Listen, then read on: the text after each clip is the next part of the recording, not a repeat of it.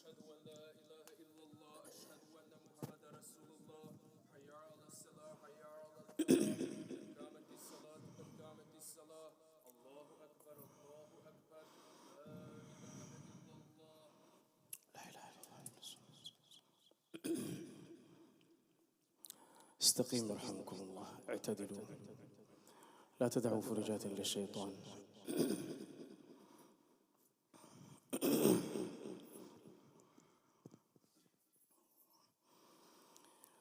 الله أكبر.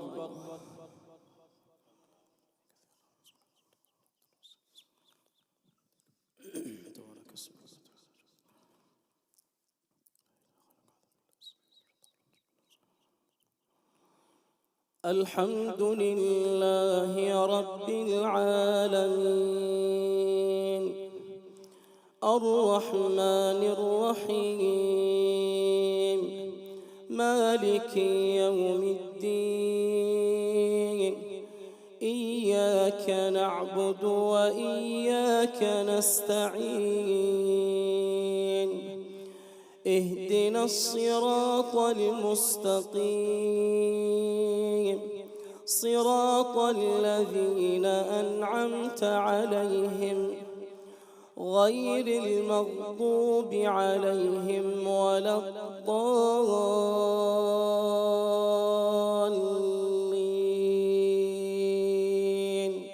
آمين.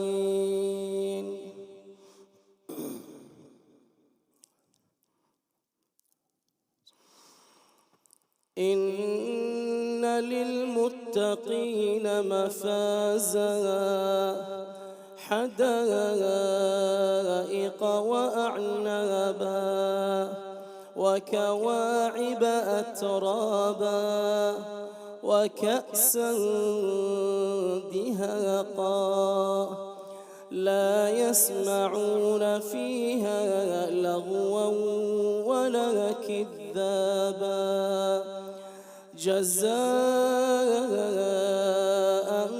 من ربك عطاء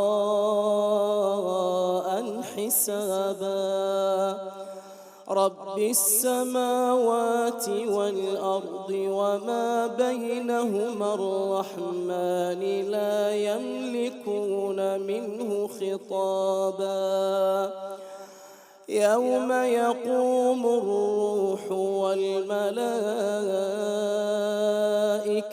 صفا لا يتكلمون إلا من أذن له الرحمن وقال صوابا ذلك اليوم الحق فمن شاء اتخذ إلى ربه مآبا إنا أنذرناكم عذابا قريبا يوم ينظر المرء ما قدمت يداه ويقول الكافر يا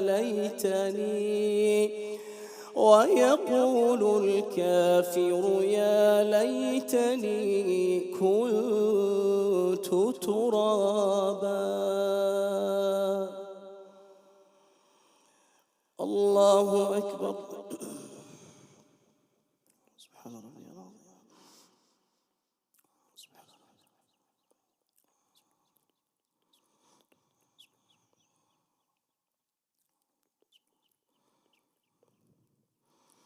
سمع الله لمن حمده. اللهم ربنا لك الحمد طيب مبارك فيك ويحب. الله أكبر.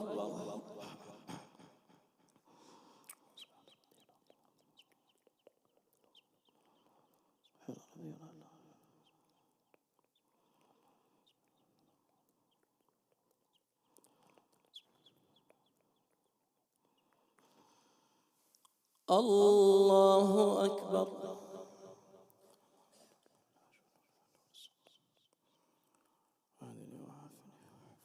الله أكبر.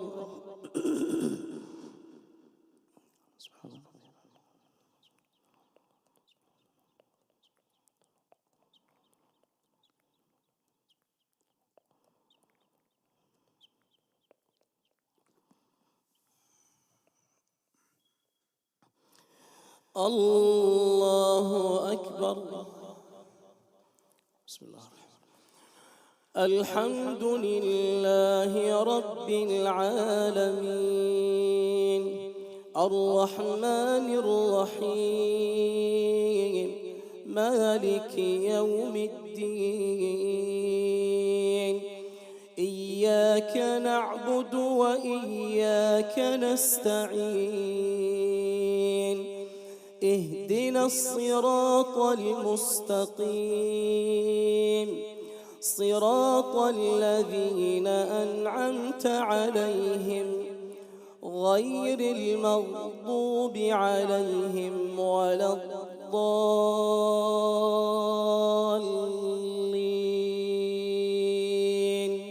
آمين.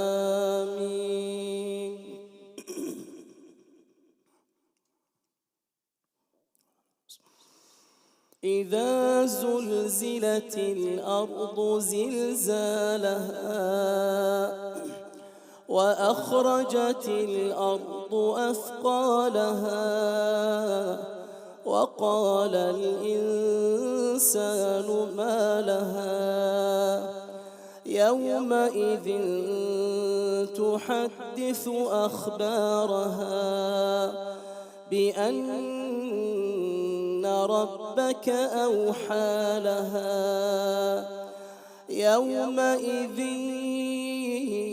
يصدر الناس أشتاتا ليروا أعمالهم فمن يعمل مثقال ذرة خيرا يره ومن يعمل مثقال ذرة شرا يره. الله أكبر.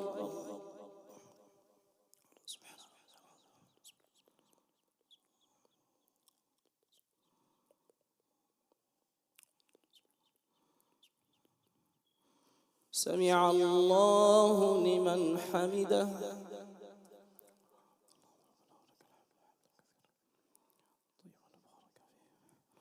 الله أكبر.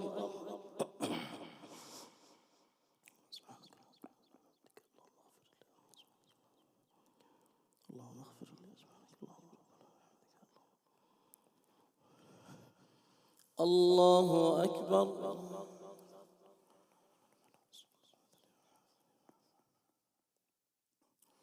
الله أكبر.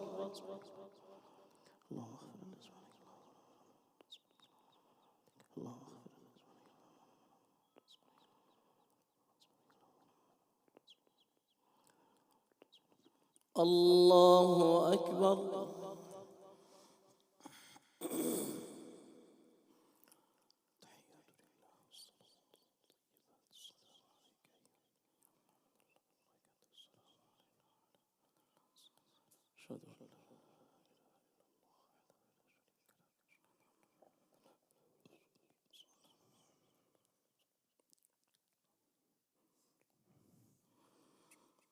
الله أكبر. بسم الله الرحمن الرحيم. الرحمن الرحيم إياك نعبد وإياك نستعين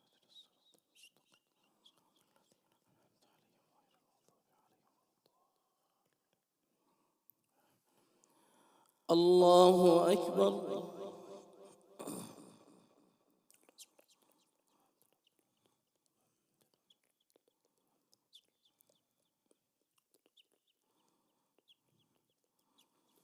سمع الله لمن حمده.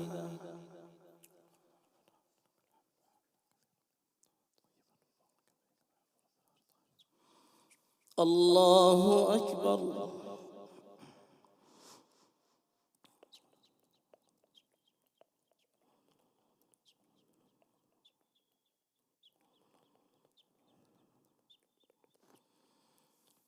الله أكبر.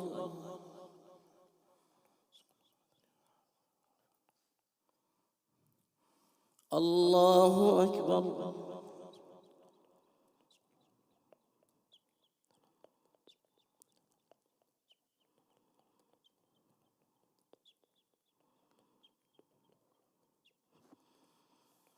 الله أكبر.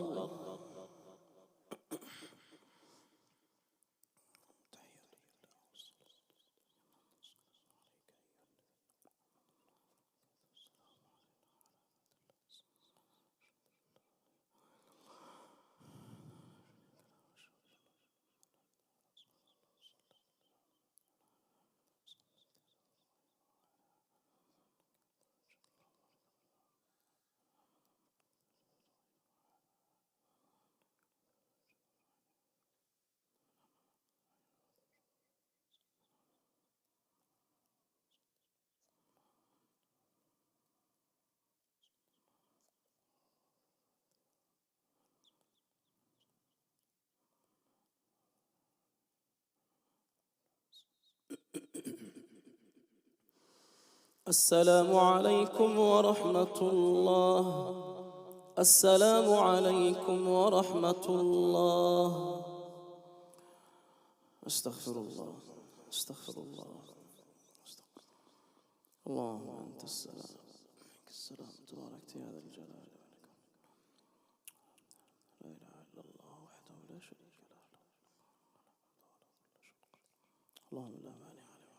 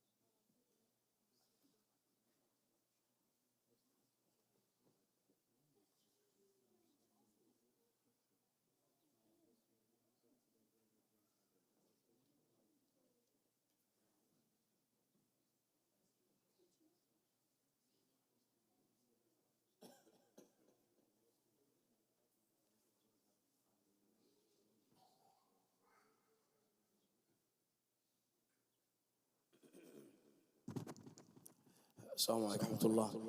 إن شاء الله تعالى محاضرة الشيخ جبريل إن شاء الله بعد صلاة السنة. The kids, please send them downstairs.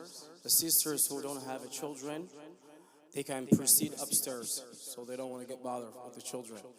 But we don't want the kids running around, inshallah ta'ala. We want to get some benefit, inshallah ta'ala. Jazakumullah khair.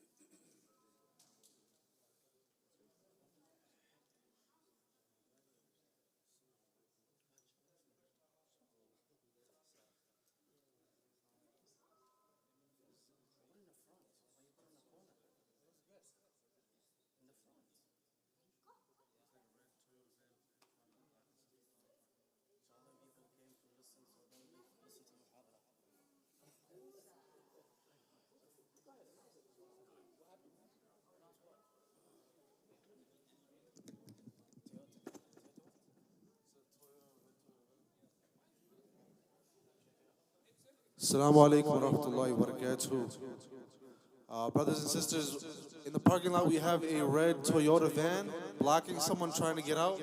If you could please move your car, that would be greatly appreciated. Once again, it's a red Toyota van that's blocking someone trying to leave the parking lot. Please move your car, inshallah. Jazakallah khair.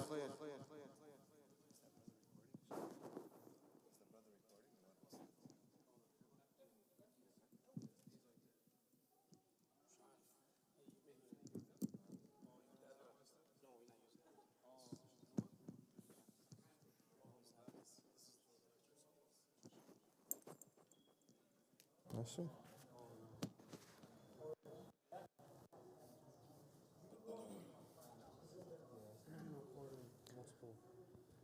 Perfect. Alhamdulillah. All right.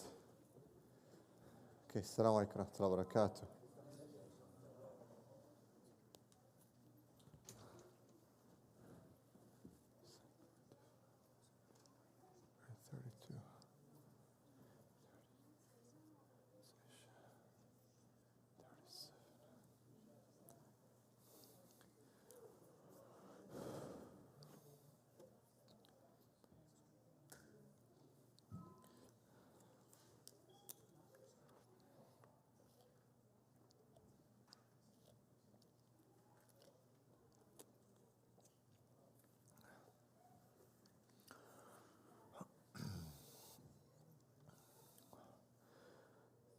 Okay. Bismillah ar-Rahman ar-Rahim.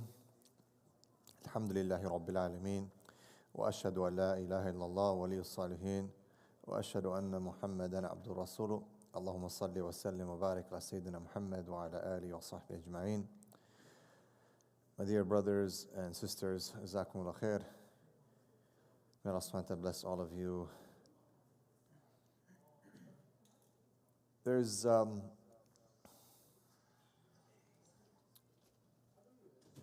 I'm sure everyone feels that 2023 is a year with a lot of challenges. And after this whole so-called lockdown and what happened, it was something actually that was khair in the realizations that we came to understand about what's going around the world. And we have to be careful not to fall into the trap of normalization where we lose track of what's happening around us. Things are just normal, like adi, It's like I used to work with in one Muslim country, as the school principal. And I used to call the shabab inside, like, Ustaz, adi, adi, everything's adi. I say, Akhi, what about this? Adi, Ustaz. Adi, everything. Adi means like, it's normal. It's okay, no issue. And it's difficult because no matter which way you want to go about this, there's always going to be some polarization. And this is adi. It's going to happen. It's normal. There's always be some polarization. There's always, if you're going to say something a bit more hard, there's going to be people with you and people against you. If you're going to be something more lenient, there's going to be people with you, people against you. This is how it is. And that's why the tabi'een, they used to say that don't be fooled by the people who praise you, or he said, because today they're with you, tomorrow they're against you. It can change very fast. So we should always try to do our best to give evidence for what we say. And this evidence should be as close as possible, with قال Allah, قال Rasul, contextualizing, understanding, and then khalas, we leave it at that, right? What we do, what people do, what anyone takes and does, this is in the end up to them.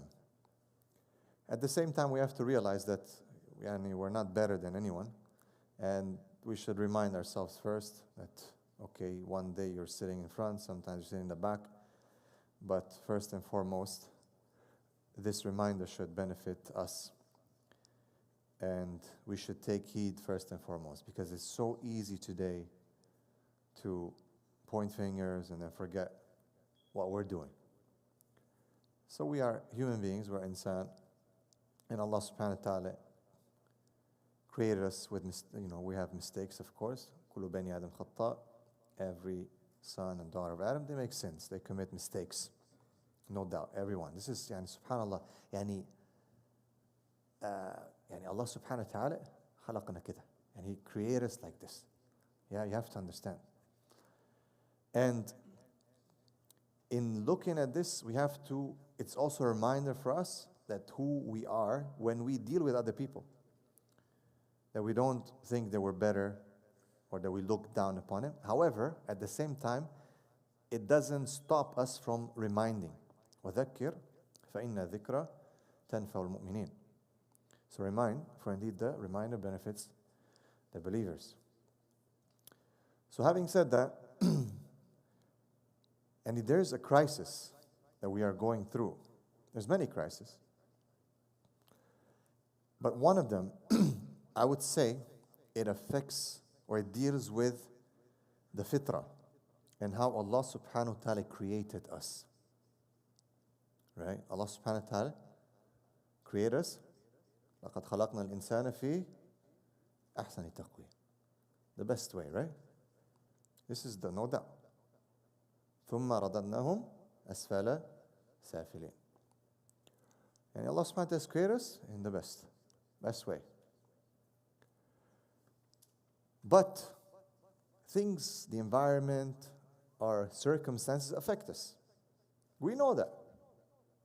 We know that things affect human beings. Small things as well as big things.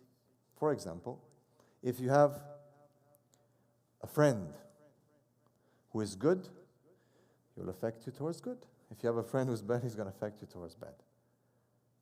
And as the Prophet ﷺ said, Al-marru ala din khalil. The person is upon the deen or the way of his friend, the environment, people around you, and so on. Al-hadith. So be careful who you befriend. So in one of these issues, these crises, is that the lines between men and women have become very blurry. And of course, there's people say, conspiracy theories and this and that. Times are advancing. Who cares? It's not actually like that. You're getting it wrong. And today I'm going to try to prove to you, inshallah, from the Qur'an and Sunnah, and with contextualization of what the Sahaba did and the Prophet ﷺ, that there's a big difference between men and women. There's a big difference between men and women in the way Allah created us, in the way the Sharia is applied. And it's supposed to be like that because that's actually the beauty of it. Because in the Sharia, by opposites, you know something, right? Like if we know what manhood is, we can know what femininity is, and vice versa. But we have the shaitan, who is the big Ra'is here, is the big leader for these movements, is basically trying to get people to get confused. And it is a confusion. Now, this confusion is packed in legislation.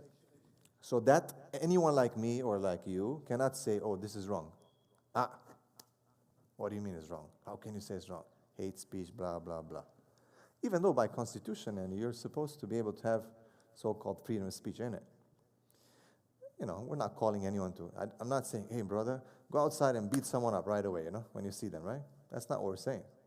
But you see, because of the fear that you might make some sense to people, and they might be like, oh, wait a second, this is not right. We should wake up, right? People have now they're trying to protect their misguidance and their confusion by legislating certain things. And they enter, and that's when you know that things can change very easily. They enter at a very low level in the developmental process of a child. What does a 6-year-old boy or girl have to know about some of these things that are being pushed? And how come? They don't even know yet, how to read properly. And they're already being conditioned. And some people say, يعني عادي. Now there's some wake-up call. There's some push back.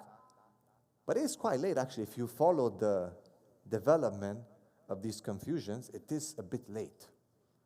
It's been happening for a while.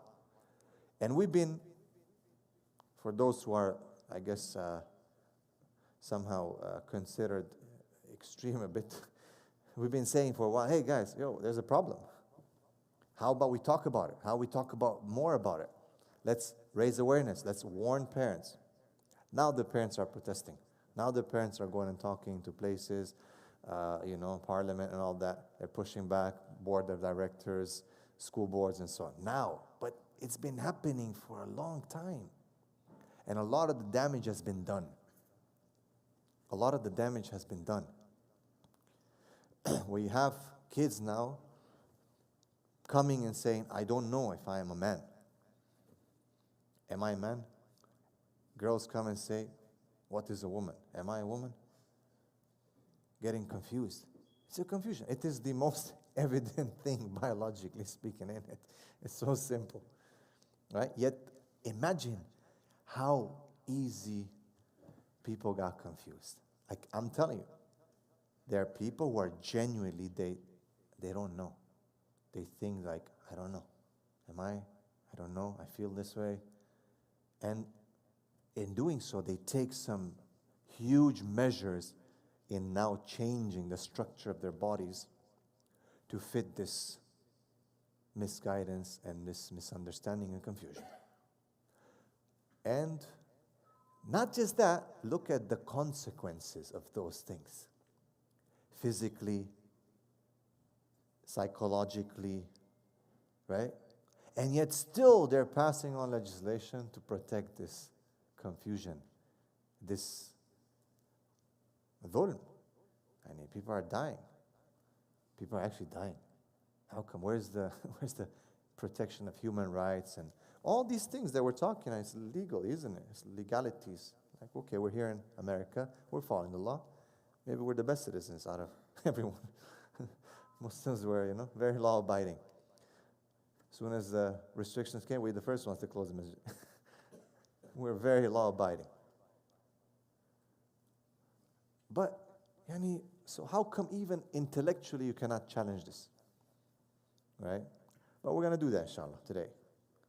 So, for us as Muslims, should be no confusion. If people want to be confused, inshallah, it's our opportunity to do da'wah and to hopefully solve this. And as I was saying in my khutbah, and Islam is the solution to all of mankind's problems.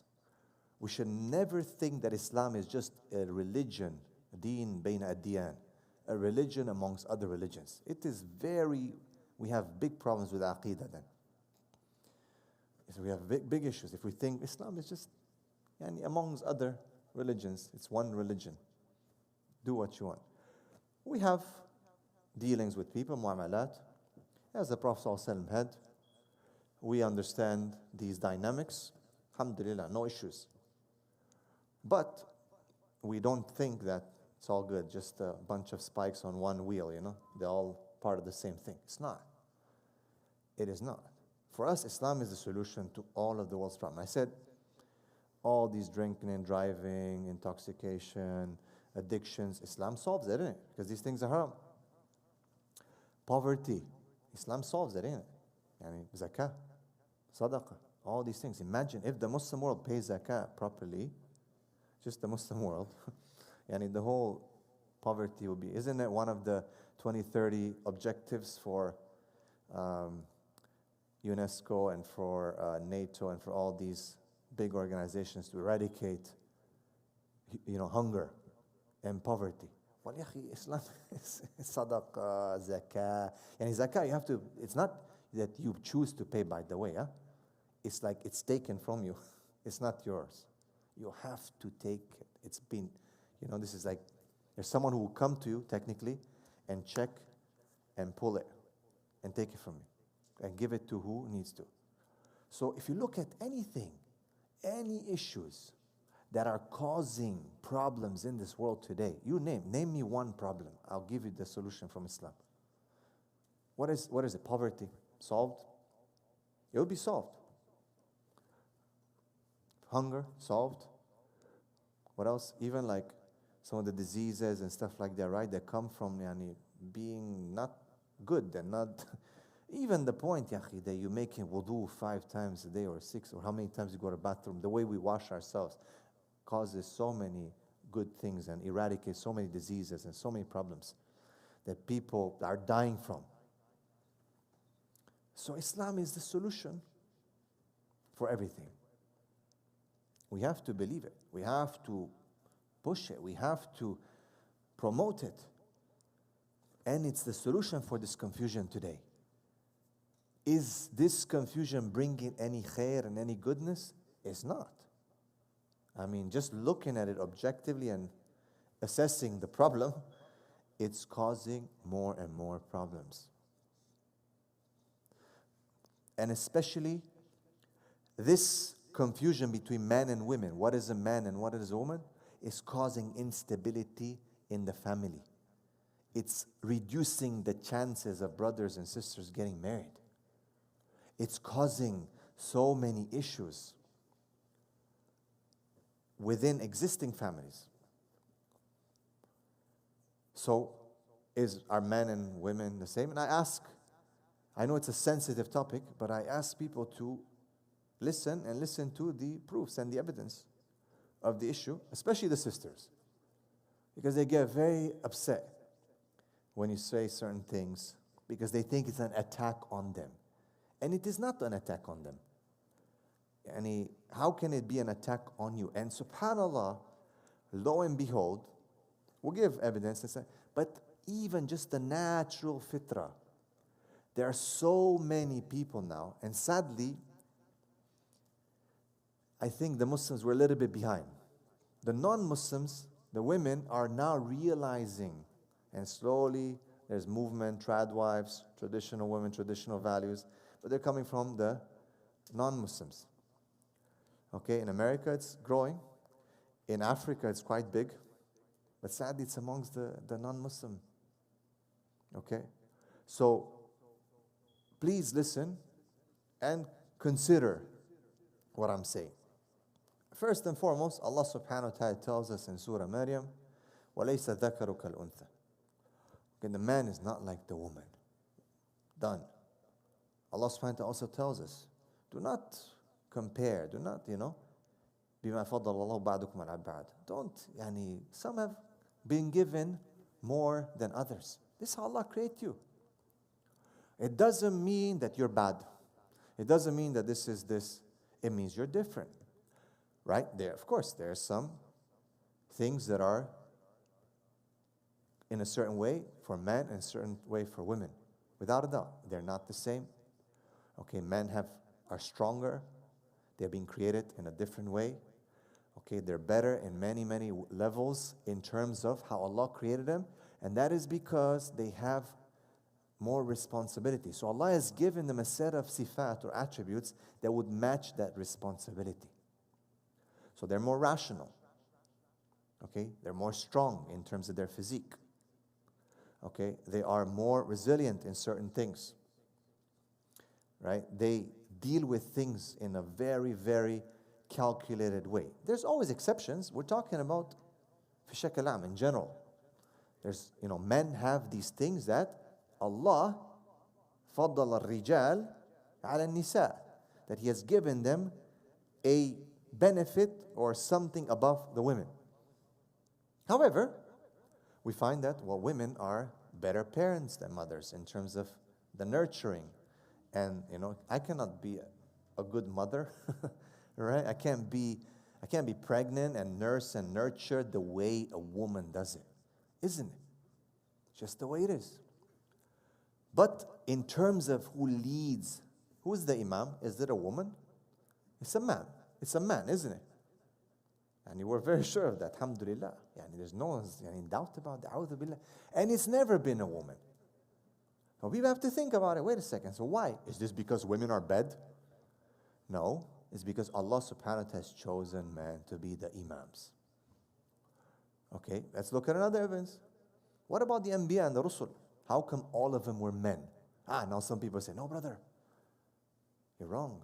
Some ulama have said that there's been some, Maryam alayhi salam was a, she received message from Jibreel because he spoke to her. But that's not actually, it's an opinion, but it's not correct. Because when you analyze all the corpus, and this is a problem with the feminist Muslim movement, is that they pick very well on exceptions. They're really good at trying to look for some, right? And it's sad because it doesn't work. I'll tell you why. Because when you analyze it, when you think about it, and if you're honest about it, you'll be like, well, wait a second. Out of, as per one hadith, 124,000 prophets and messages that were sent, you're telling me that you can pull only Maryam, that she's, the one that an angel was sent and he spoke to her? Because he spoke to her, or there was some way, or Musa, they say, that the word used was from the root of word that's the same with wahi, or it was revealed. But Allah also says in Surah Nahl that He has sent wahi to the bee, that He has inspired the bee. Does that make the bee a messenger? No, it doesn't. Right? You have to understand the context and the meaning of the word. It's not. So, actually, the truth is there was never a female prophetess or messenger. Never. Okay? And that's not because women are bad. It's because women are not being created with those. They already canceling. It's because they've not been created to have those sifat and attributes that actually fulfill that role of leadership. Okay? And that is why, for example, women, in the proper opinion, they cannot be judges in courts. They cannot be from the Quda or the Qadis. Also in the way their testimony. It's not because they are bad. It's because Allah subhanahu wa ta'ala is created with certain emotions that can be swayed easily. Okay?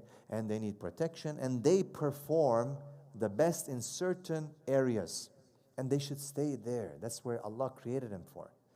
But society slowly, as time advanced, convinced them that actually you can be like a man, or you can be even better than a man.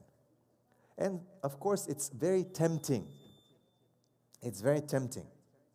And I love this comparison. One of the ulama, he said that the women of today are like the archers on the Battle of Uhud. Right? They left their position, chasing the success that was on the ground. So imagine, pull back, imagine the battle. The archers were placed by the Prophet ﷺ on, I don't know if you've been to Uhud, but it's like a small mount, yeah?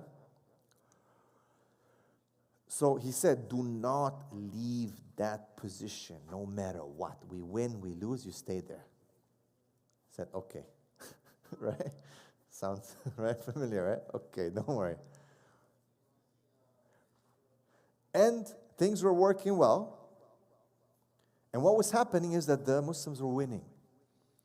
And they start picking up some of the ghanima, some of the war spoils. And guess what happened? The people said, oh my God, right? Let's get it. So they left their position.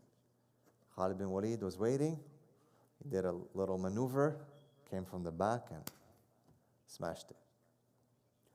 So the alim, he said, that women are support. If they leave their position, why they're leaving their position today is because they're saying, well, how come he can have an Instagram account and I cannot have one? Look, all these likes and he's getting business and I want to have it as well. Wow, the glamour. So let me leave the kitchen, right? Oh, it's so bad. The kitchen is horrible, right? If you can't even say the kitchen, washing dishes. Oh, a'udhu billah. How did he say that? Vacuuming. Oh, man, astaghfirullah. Tawbah. Let me leave those bad things that the world believes is horrible. You're a what? What do you think? I'm your maid? Am I a servant? You're abused. All these very negative connotations that have been, have been associated to that. And I know some of the older uncles, they're scratching their heads like, man, what the heck is going on with this generation, right? Because in their time, it was like, no way, this would never happen, right? So, because they saw that men are doing certain things, they're so glamorous, they said, we can also do it. Let me leave having children. They'll say, I'll delay it. Let me delay, wait, because I can also chase, look at him. I can be like him. And now they are doing that, right? So now you have even women claiming they want to be imams. Because if a man does it, how come she cannot be? And there are, now you know that there are some instances where the women are now being imam, leading jama'ats of men. Okay. And there are women who have taken, and people be like, but what's wrong with that? Well, I'm telling you that what's wrong with that is where it takes us to today, to this confusion, that they're not supposed to be there. And just because it looks good that the man do, it's like the goalie in I play soccer. In a soccer, right? Of course, the one who scores the goals is who? It's the forward, the striker, isn't it?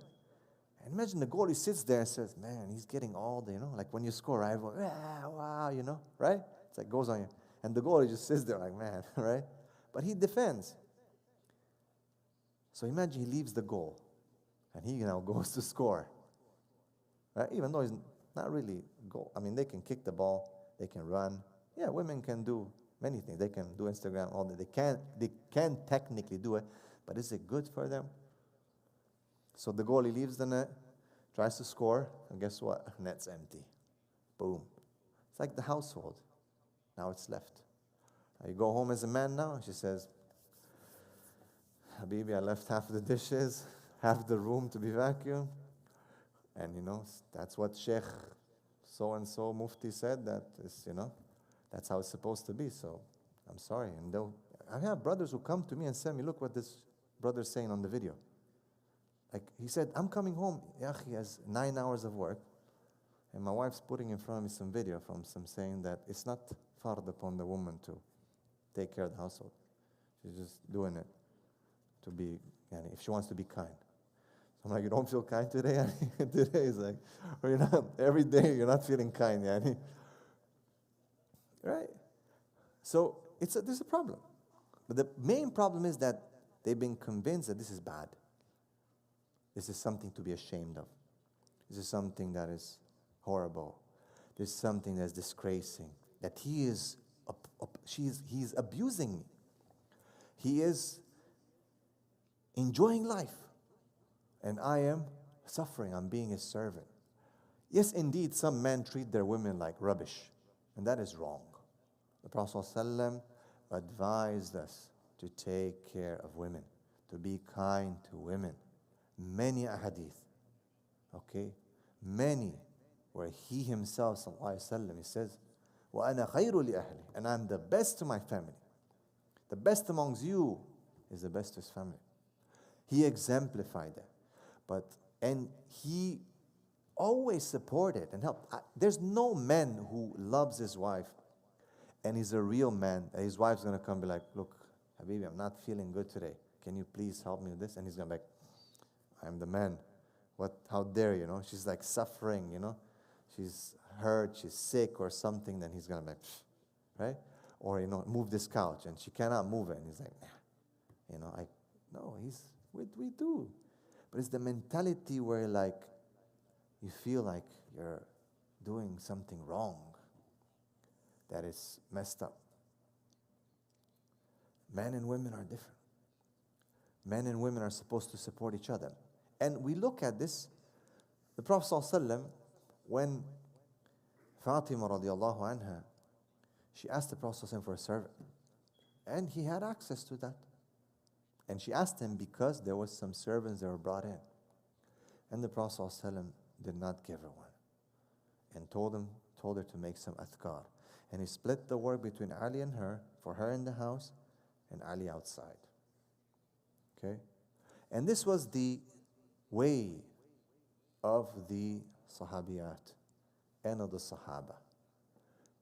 And we're going to look at some, because I know what might be right now in the mind of some people, maybe some sisters as well, to refute those common misconceptions that are used by some du'at, sadly, to gain female followers in their Instagram and Facebook by empowering them in the wrong sense.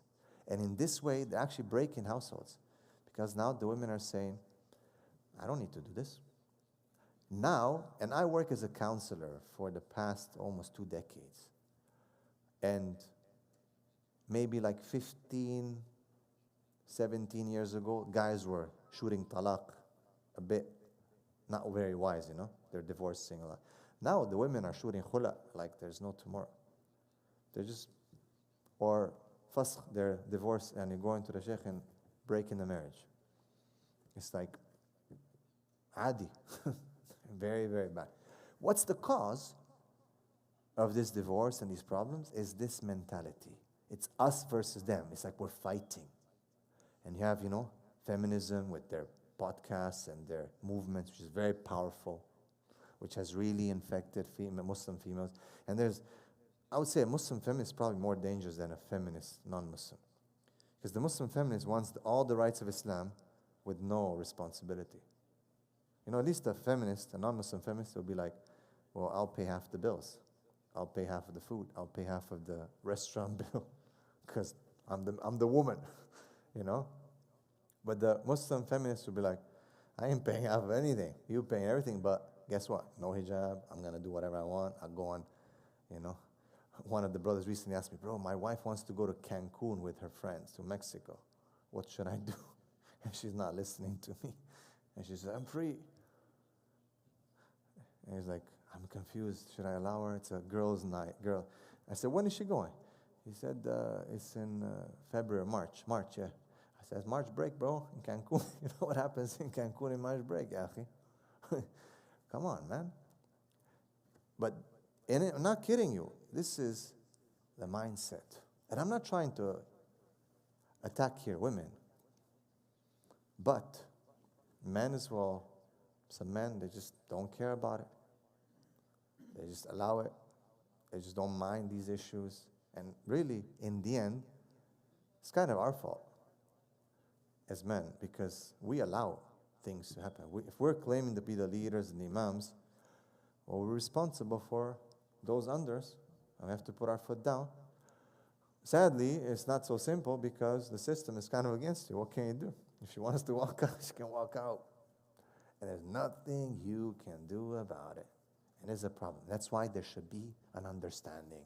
So you never come to the point that you have to put your foot down. Because if a woman understands her position, and the deen is very clear on it, there's no confusion, and a man understands his position, and the deen is very clear on that, no confusion, then you're not going to reach a point where you have to involve the authorities and all kinds of, like, mashallah, you got married with nikah, with a sheikh, with Bismillah ar-Rahman ar-Rahim, right? And now you're getting divorced with, I'm going to take you half of your stuff. Is that Sharia-wise? Is that correct Islamically? So you want your mahar, 20,000, G-Wagon, home in the Bilad. But when it comes to the divorce, you don't want to do it the Islamic way now, ain't it? Now you want to take half, which is not. Sharia, according to Sharia, you don't get. You don't get that. You see the problem. But it should never reach that position. Yes, I know, sisters, there's many bad men in this world. And we're trying to work on that. But it's not going to fix the problem by you becoming the man. We need to work on the man. We're working on the man. But it's hard when people are against you and they're trying to tell you, no, you be a man, because the men have failed at being a man. Help us. Be the archers on the battlefield who don't leave the position. Support so we can fix and work on the men. If you're against us, the system is against us, men are against us, weak men are, everyone's like, how are we gonna, what are we gonna do? You know what I mean? So I know that probably many people have misunderstood what I'm saying. They'll be like, oh my God, but. But in reality, it's clear. I challenge anyone to go and study the seerah themselves. Read it. Don't just listen to someone's one lecture or 2-minute TikTok. Well, not, I think it's what, 20 seconds? Right? 10 seconds, this, that, very short, small things. Ah, there you go. See? Right? Read a little bit. Hayatul Sahaba. Because these were the best people. Allah says, رَضِيَ اللَّهُ عَنْهُمْ وَرَضُوَانْ. Allah is pleased with them. They are pleased with Allah subhanahu wa ta'ala. They're the best. كنتم خير أمة أخرجت للناس تأمرون بالمعروف وتنهون عن المنكر وتؤمنون بالله. You are the best ummah that was brought forth for mankind. Right? Now people say, oh, brother, I think you're an extreme, this is too much. Because women can be CEO of their own lives and this and that, what you have, these things, right? And they try to cite certain evidence, right? But then it doesn't stand when you really analyze it. So for example, one of the main things the sister will say for them to gain their independence and to leave the house and to, there's other things that come with doing that. Loosening the hijab, adding stuff, doing this, that. It's just, subhanAllah, shaitan is going to work on you. So the first thing that they use, which I think is quite sad and shameful, actually, to be honest, to use this, because she was the perfect woman that the Prophet ﷺ says in hadith, there was many men who achieved greatness, but only few women. And he named 3. And in another hadith, another riwayah, there's another one. It was Khadija, radiallahu anha, and Maryam, and Asya, and in some hadith, Fatima, and that Aisha is like the food that's better than all the other foods. So when you look at this, only these women, but many men. Okay, so they use Khadija radiallahu anha to say that she was a businesswoman. Therefore, it means I can go outside and do business and do whatever I want. While indeed it is correct that a woman can own a business. There's nothing in Islam that prohibits her from having her own money. It's protected. I cannot touch her money. I don't have the right. Okay? I don't have the right to interfere, to take anything from her property, her inheritance, nothing like that. It's haram for me. It's dhulm. Right?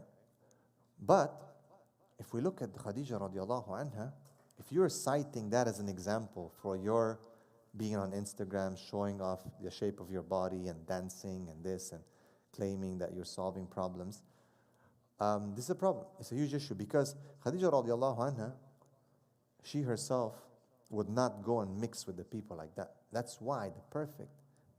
How did she meet the Prophet ﷺ? How did she propose to him in the end? Because he worked for her. She would hire men to do the work. It was the Prophet ﷺ who went on these movements to these places, and other men. She would hire them. She didn't go foot to foot, shoulder to shoulder with all kinds of men. And Khadija, she was a woman with a lot of piety. And she never raised her voice at the Prophet ﷺ. And that's why Allah sent special salam to her. Right? When Jibril came and visited the Prophet ﷺ, he said, and give salam to Khadija from Allah. So she didn't say, wa alaykum salam wa rahmatullahi wa barakatuh. What did she say? What we say after salah. Allahumma anta salam wa minka salam. Tabarak ta'ala dhul jalali wal ikram. This is where we get it from. Do you know that? And he said, the angel said, and a glad tidings of a place in Jannah, a palace where there's no loud voices. So the ulama said, it's because she never raised her voice at the Prophet ﷺ. So she'll get this special reward, okay, from Allah subhanahu wa ta'ala, where there's no loud voices. So how dare we use this example to justify some of the really weird things that are happening, where people think they can be these independent I don't need a man type of, yani. And I'm talking to my sisters, out of love, man, and concern. It's not that, we hate women or something like that. Wallahi, because we know that they raise the family and the future of the family is there. If one man goes astray, it's one man. But if she goes astray, she leaves the net, she leaves the mount, the archer position. The whole army goes down, man. The children, the future, the generation, all this is compromised. And I just hope they understand that. And that they change their mindset to know that this is a beautiful thing. That this is a very, very beautiful thing. What they've been given from Allah subhanahu wa ta'ala. That they have the great amana of nurturing souls and human beings. Every one of us came from a woman. The greatest scholars, the greatest warriors of this ummah have come from a woman, ain't it? What a great blessing that Allah has. And these people are convincing them that you should kill it. You should leave it. You should not even attempt it. You should go out there and you be the warrior. But guess what? You're not meant to be that, and don't have the abilities to do that. Yeah, you might be able to punch, but you're never going to punch like a man. Yeah, you might be able to run, but you're never going to run like a man. There's the reality. Here's the reality. And that's why these people who are switching, they're winning the races, ain't it? It's so bad, man. It's so, like, wake up, come on. And they're seeing it now, ain't it? Because now they're like, come on, man, let's wake up. Come on, why do we need to waste so much time to, oh, duh. Right? Now they're making fun of it themselves, astaghfirullah. So, it's very simple. Men are men, women are women. Men are the leaders, women are supporters. وَتَعَوْنَ الْبِرِّ وَالتَّقْوَى. You cooperate and you do things. We cannot raise the children the way you do it. You cannot do the things that we do. We're in charge. Yes, we have many mistakes. Yes, we have a lot to work on. Help us in that. Don't fight against. We have enough wars to fight. We don't want to go home and fight another battle with you. Right? This is a real woman. A woman who has some softness. Haya is the greatest thing for a woman. Chastity is the greatest thing for a woman. She's born with it. You're born with value. Okay? We men, we're born with some value, but we got to work for it. Right? Women, you're born on the top of the hill. Just stay there. Just stay there. Keep your value. We are born, the men, kind of at the bottom, ain't it? We've got to climb up. Right? We got to climb up to meet you. We got a lot of work to do. We do the work, yeah? Just, all you have to do is just maintain that purity and that chastity that Allah has blessed you with, right? Has given you. This is real femininity according to the Qur'an and Sunnah. And the men, we need to be stronger. We're suffering from mental health issues, a lot of weakness, spiritually, physically. We need to revive the rujula. If anything, you want to understand what are these sifat, please go back to the seerah of the Prophet ﷺ.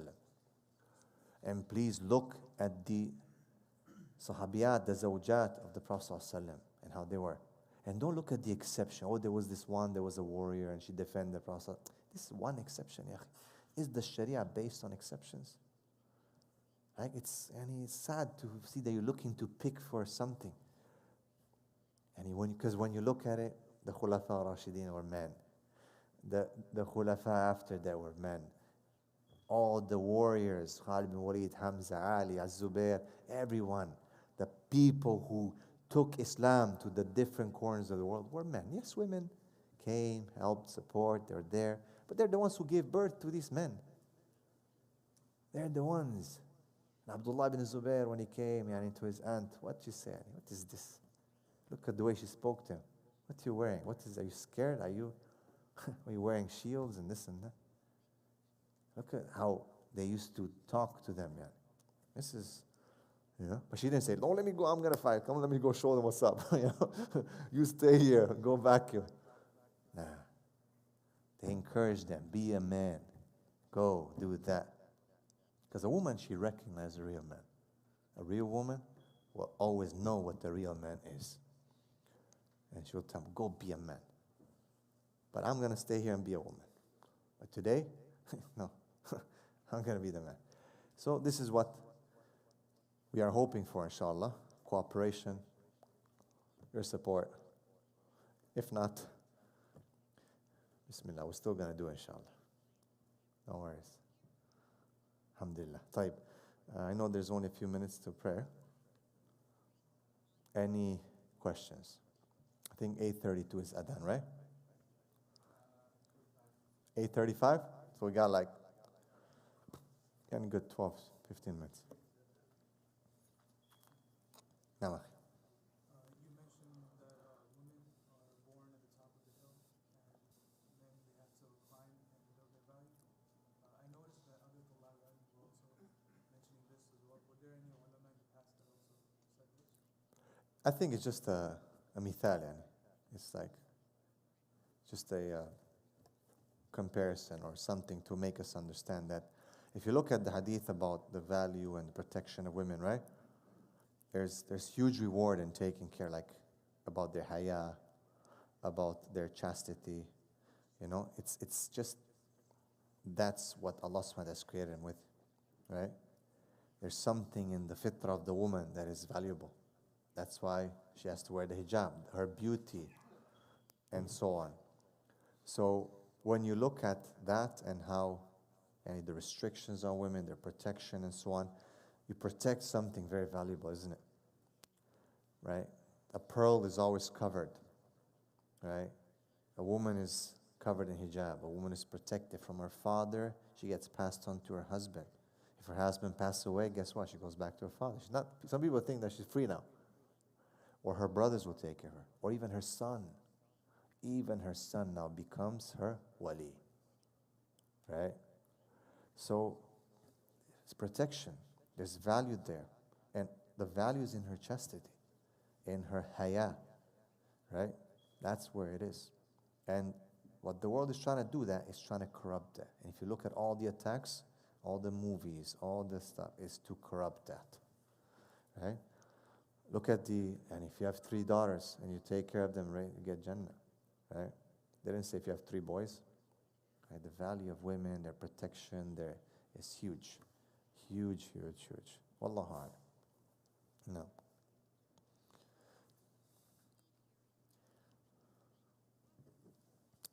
What does the woman get if she divorces? Sisters who didn't finish school, sister whose husband didn't let her work, sisters who didn't build her career, rather she stay at home and serve her husband and children, ended up in divorce for whatever reason. What does the woman get in this case? It's a very good question. Excellent question.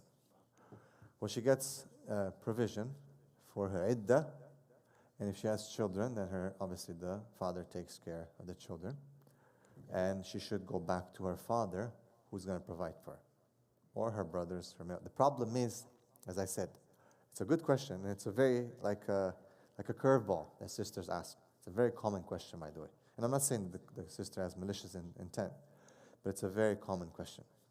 Actually, the problem, it's a system problem. So in Islam, okay, and that's what I'm saying, we have to return back to Islam. You're not going to fix a problem by going now out and doing things. Or having this insurance mindset, I should do this, because in case he's going to divorce me. You're already starting from of course, there's always a possibility of divorce.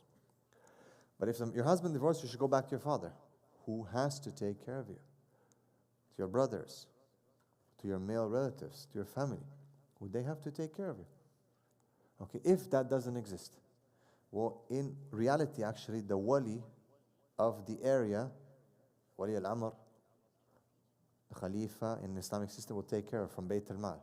There's no woman that gets kicked to the curb of the street. In this society, and I'm sorry, but our masajid have to have a sanduq for protection for these women. We don't, like, the masajid, sadly, these days is only salah, khutbah, some social activities. But in Islam, the area has to organize itself in such a way that there is this support. So in Islamic system, the woman, there's no way an issue. So there's not that mindset of, okay, I need to have this insurance and so on and so forth. There's so many people that need to step up and take responsibility. If they don't, that doesn't mean now they've scrapped the whole system and the men are at fault, so let me go and do this and this and that. I understand that in some cases this will happen. And it's sad on us men, be it the husband, be it the father who doesn't take responsibility, be it the brothers or the sons or whoever from the male relatives that are left there in our family. It's a shame on us. 100% I agree with the sister. Because Islamically, it's not that, okay, I divorce you, go there to the street. No. Go back here, there's amana. And if this person doesn't exist, then here, then here, then here, then if not, the imam of the area, from the Baytul Mal or Sanduq or whatever there is, fundraising, they take care of them and help them to get married, help them to, stay chaste. Sorry, not to go outside now, and because now they hate men because he divorced her. They feel very sad and sorrow, so now I'm going to go. So somehow, as soon as a woman gets divorced, in the cases that I deal with anyway, most of them start disobeying Allah. Now the hijab becomes loose. I say, what does your husband have to do with your hijab becoming loose? Or taking off your hijab? Or putting on makeup? Or doing this or that? Or going and mixing now and dating and all that? No. Like why? If you have an issue with him, he's a bad man maybe. But why you're disobeying Allah? Why are you getting loose now because of that? Oh, because you're upset and this and that? No, it's not like that. It doesn't work like that. Khalas, if you have an issue with him, let's deal with him. But not, what does Allah have to do with him being, it's like, almost like, no. So we have to fix the problem. So I'm saying more khutbahs, more durus about these issues, how to fix. Hey, let's raise funds for sisters who are divorced so that they don't have to go and live 3-4 years single and corrupt themselves, with all due respect. A woman, people think that women have no desires and no shaitan doesn't come to them. And how come a woman live 3-4 years alone? Come on. Let's be honest, man. It's not true. It doesn't work. It corrupts. People might not want to think about that. People might not want to understand that. But it corrupts them. Now one corrupt woman, another one, and another one, another one. They hate men. They don't want to have children. They don't want to try to get married again. They're scared. Trauma, this, that, narcissism, all these labels come out. And now everyone's messed up. So we need to fix the problem at the core. Let's go back to the Islamic system. Let's fix this. Let's fix that. Let's have a system. That's why I keep telling people, to school principals, du'at, shuyukh, ulama, hey, let's look at Islam, man. How come when, we want to quote ayat in Qur'an, when we want to fight with each other, then we quote that. When we want to have a social problem that we solve, we don't quote it. We don't go back to the evidence. We don't go back to, how the Islamic system was built. No woman was just thrown to the side. Never happened. Never happened. The Prophet ﷺ turned the dunya upside down for one woman. And the khulafa after. It could be one woman that, astaghfirullah, a war was started over. That's how much ghira they had. And they're not even his wife or his daughter, or just a sister from the ummah. Bro. So let's make distinction between Islam and weak men. And the deen and, what the deen says. This is where our solutions are. So the sisters have to also understand this, right? Now I know that divorce will happen sometimes. And I understand that some sisters are going to have to, because the system is not fixed, they're going to slip in. And they're going to start doing certain things and work and this. And then they don't want to get married anymore. And, there's a lot of resentment. This is sadly the outcomes of a broken system. But the solution is not to encourage that and to fund it and to go for it. It can happen. We understand if a woman is going to go do certain things like that, such as work, and because no one is there to take care of her. What's she supposed to do? Starve? Right? But we're not justifying saying, yeah, you go, girl. Right? Because that's the problem. When people now start encouraging this behavior and thinking that this is the solution. No, this is an exception, something that is not a durura, a necessity maybe, but we need to fix it here. We need to try to fix the system and men and talk to the wali and to the father and to the people to retake and if not, then the community. It's a responsibility on us as the community. This is how you solve problems, not by changing the system. Now, Any questions? Time? Class. No questions. طيب جزاك khair. Barakallah fikum. Inshallah tomorrow, maybe what we'll do is we'll speak on the same topic a little, but we'll have like more Q&A, more questions on whatever it is, so we'll make it more interactive. I've given my thesis now. Now people can think about it. Maybe sisters will come back with reinforcement, some written stuff. They can research some of the things, right? They can, because the intention here is not to fight or argue. The intention is for people to read more, research more. Don't have to, believe me, you do your own research, inshallah, so that we can fix this issue. بإذن الله تعالى. جزاكم الله خير. سبحانك اللهم بحمدك أشهد أن لا إله إلا أنت أستغفرك وأتوب إليك.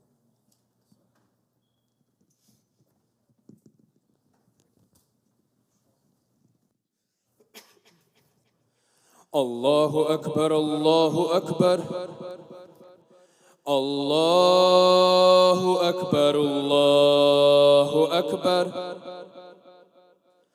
أشهد أن لا إله إلا الله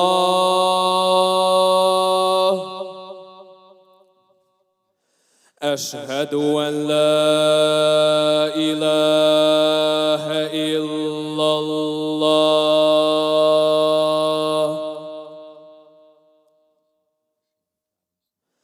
أشهد أن محمدًا رسول الله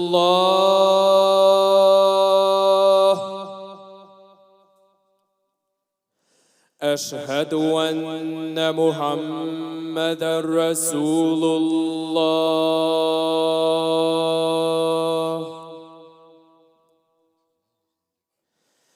حي على الصلاة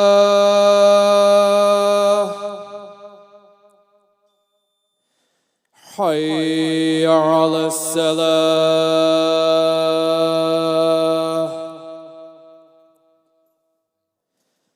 حي على الفلاح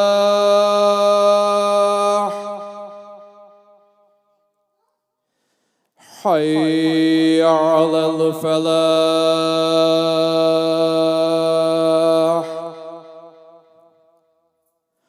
الله أكبر الله أكبر لا إله إلا الله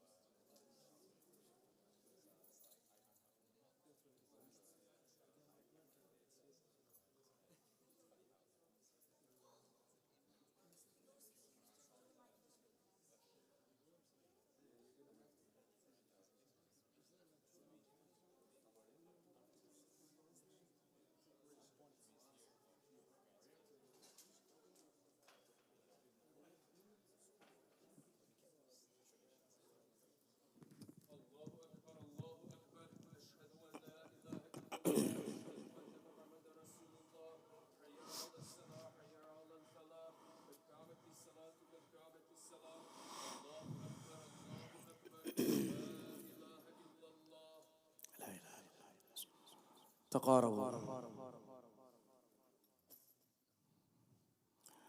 استقيموا يرحمكم الله. لا تدعوا فرجات للشيطان.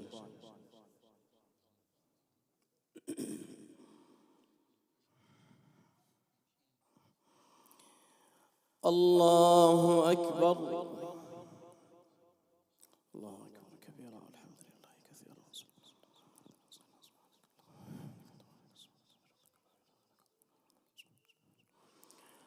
الحمد لله رب العالمين الرحمن الرحيم مالك يوم الدين. إياك نعبد وإياك نستعين. اهدنا الصراط المستقيم صراط الذين أنعمت عليهم غير المغضوب عليهم ولا الضالين.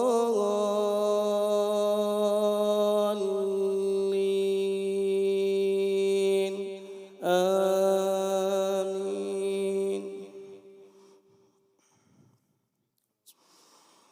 لله ما في السماوات وما في الأرض وإن تبدوا ما في أنفسكم أو تخفوه يحاسبكم به الله فيغفر لمن يشاء ويعذب من يشاء والله على كل شيء قدير.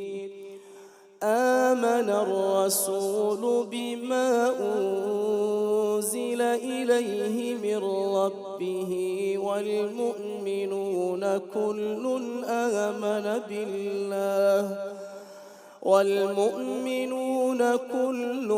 آمن بالله وملائكته وكتبه ورسله لا نفرق بين أحد من رسله وقالوا سمعنا وأطعنا غفرانك ربنا وإليك المصير. لا يكلف الله نفسا إلا وسعها لها ما كسبت وعليها ما اكتسبت. ربنا لا تؤاخذنا إن نسينا أو أخطأنا ربنا ولا تحمل علينا إصرا كما حملته على الذين من قبلنا ربنا ولا تحملنا ما لا طاقة لنا به واعف عنا واغفر لنا وارحمنا أنت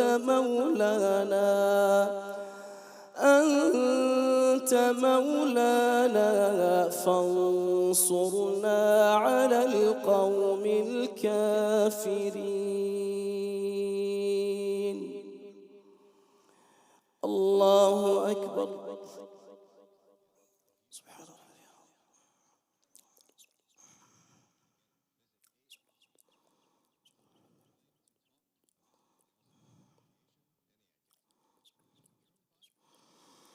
سمع الله لمن حمده.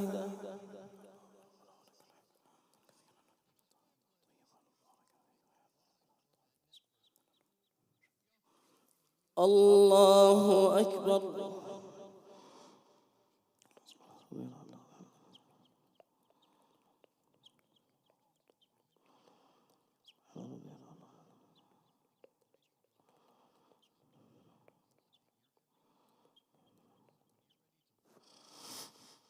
الله أكبر.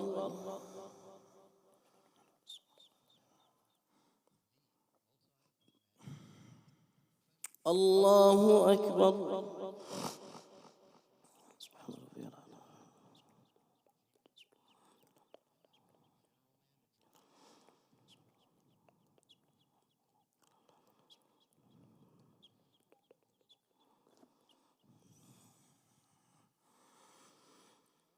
الله أكبر. الحمد لله رب العالمين الرحمن الرحيم مالك يوم الدين إياك نعبد وإياك نستعين اهدنا الصراط المستقيم صراط الذين أنعمت عليهم غير المغضوب عليهم ولا الضالين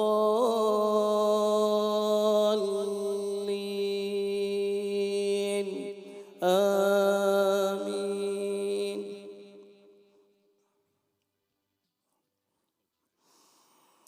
قال كم لبثتم في الأرض عدد سنين قالوا لبثنا يوما أو بعض يوم فاسأل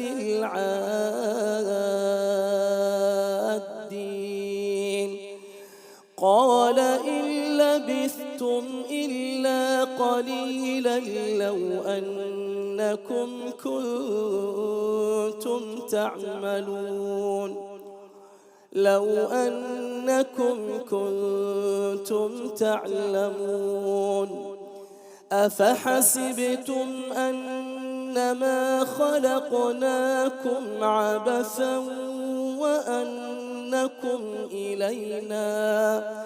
وأنكم إلينا لا ترجعون فتعالى الله الملك الحق ولا إله إلا هو رب العرش الكريم ومن يدع مع الله إلها آخر لا برهان له به فإنما حسابه عند ربه إنه لا يفلح الكافرون وقل رب اغفر وارحم وأنت خير الراحمين. الله أكبر.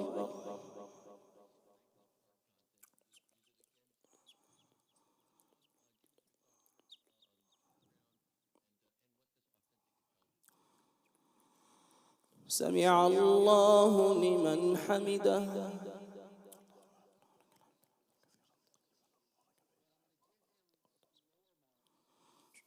الله أكبر.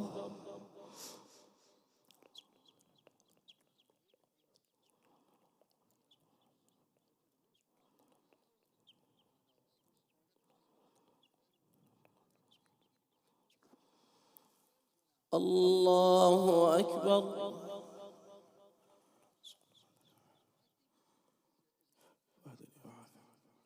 الله أكبر.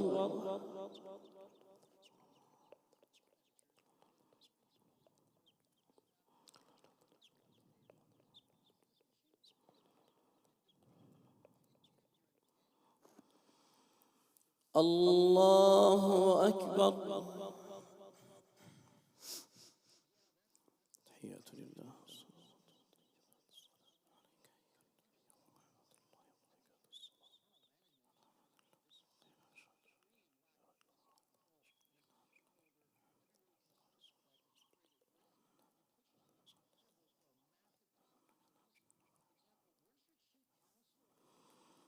الله أكبر.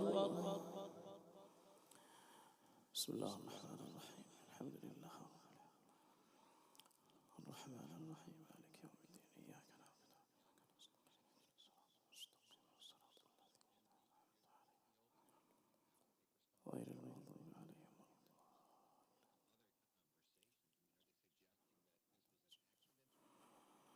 الله أكبر.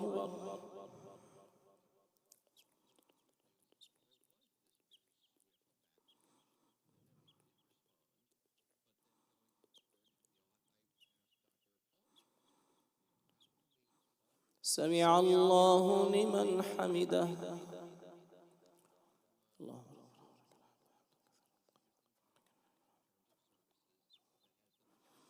الله أكبر.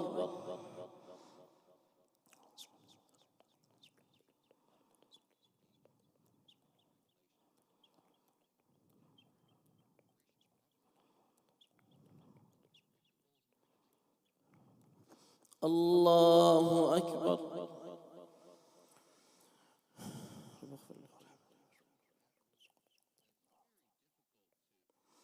الله أكبر.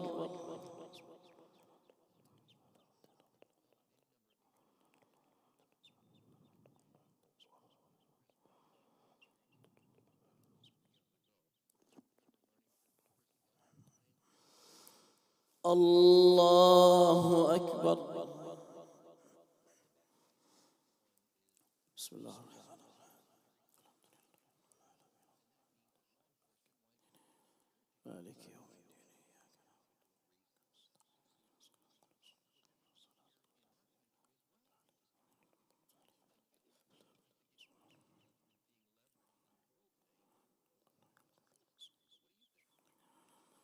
الله أكبر.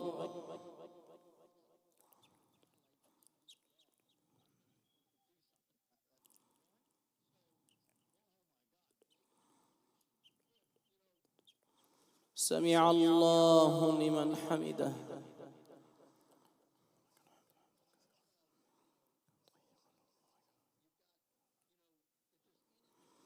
الله أكبر.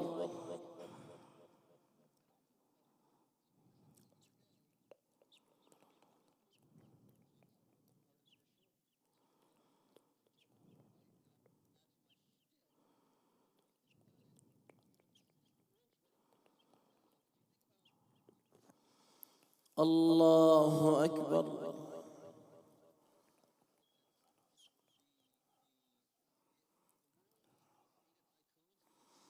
الله أكبر.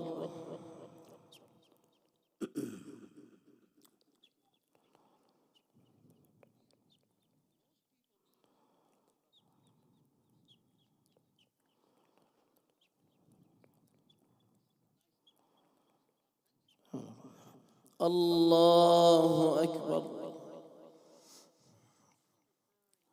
تحية لله.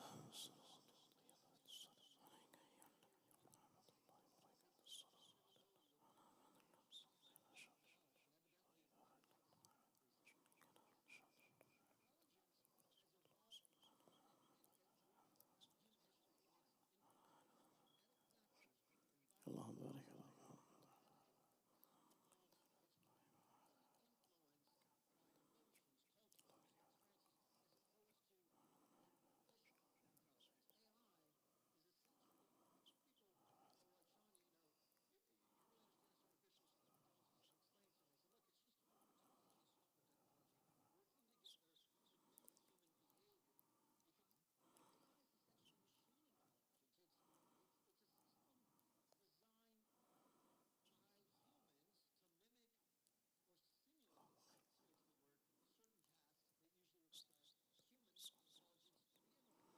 السلام عليكم ورحمة الله. السلام عليكم ورحمة الله. استغفر الله. استغفر الله. استغفر الله. اللهم أنت السلام ومنك السلام تباركت يا ذا الجلال. لا إله إلا الله وحده لا شريك له له الملك اللهم لا مانع لما أعطيت ولا معطي لما منعت ولا ينفع ذا الجد. اللهم أعني على ذكرك وشكرك وحسن لا إله إلا الله ولا نعبد إلا إياه له النعمة وله الفضل. لا إله إلا الله مخلصين له الدين ولو كره الكافرون. لا حول ولا قوة إلا بالله. الله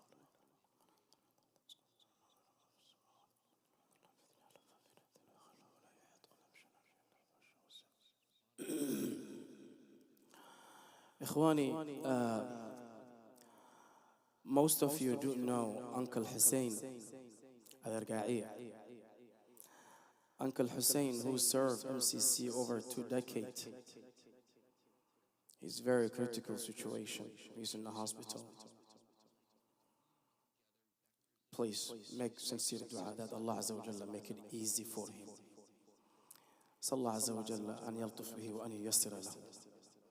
The doctors are saying it. The whole family has to get together. That's it. It's over. Lakin, everything is in the hand of Allah Azza wa Jalla. So we beg Allah Azza wa Jalla and we ask Allah Azza wa Jalla to make it easy. We all know that Hussein, who he was. 90s, 95, 96, 97, 98. He used to serve the Masjid MCC. Many young brothers don't remember, now that 40s probably, who used to chase them in the Masjid MCC. Sallallahu Azza wa Jalla an yaltuf bihi. Sallallahu Azza wa Jalla an yassir lahu.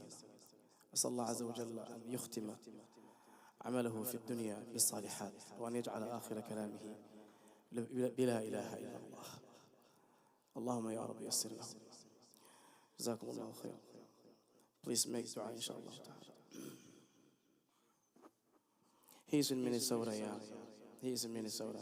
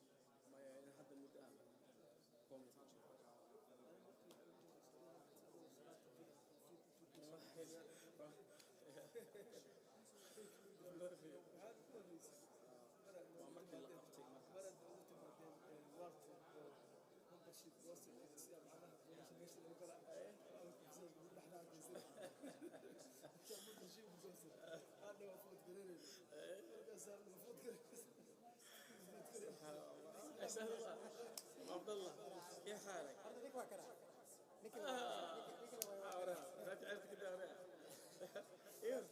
عبد الله في عندك؟ ما شاء الله. هيه انت كوكوراتا بس وطن قاعد هذه ماليشيا كمان اني وين الميرا وقت هني ماليشيا الا بين جوجتي توصل الى لغته مبرت برت لك ولا لا الحق انا بقدر عجيب ولا قدام قرح بضل ولا مو قال وطن هرمرسن ما شاء الله ما شاء الله. You ready for Umrah? Alright. Inshallah. Inshallah, we're gonna have a good time. We're gonna have a same here. We're gonna have a good time. Inshallah. أحد أصلي لها المامي. مغرب زوجتك ما يبرزبتوا. إن شاء الله. أحد أنا جم حلنا سمينار كنا عمره. هذا شقيني. شقينا. أي مهم. هي هي حبيبي. ما بسوا ولا صار.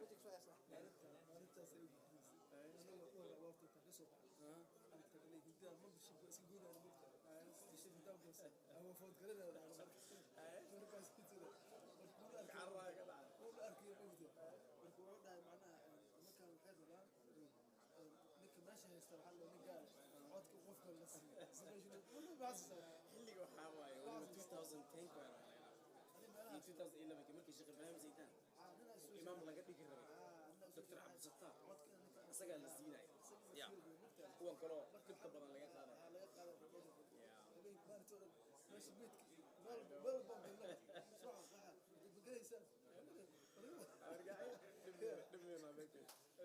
ya